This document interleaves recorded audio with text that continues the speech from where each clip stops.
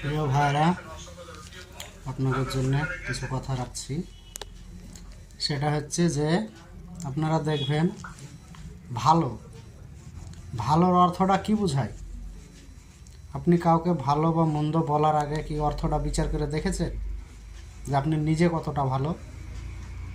আরে ভাই, দুনিয়াতে নিজেই ভালো না, পরকে উপদেশ দিয়ে বেড়ায়, এগুলাকে বলে পণ্ডিত মানুষ। আর এই পণ্ডিত মানুষ আমাদের সমাজে অহরহর আছে। আপনারা খুঁজবেন, পেয়ে যাবেন। যদি দরকার লাগে আকাম কুকামের বুদ্ধি গেলা বড় বড় পণ্ডিতের কাছ থেকে নিয়ে নেবেন, দেখবেন ভালো দিয়ে দিবে আপনাকে।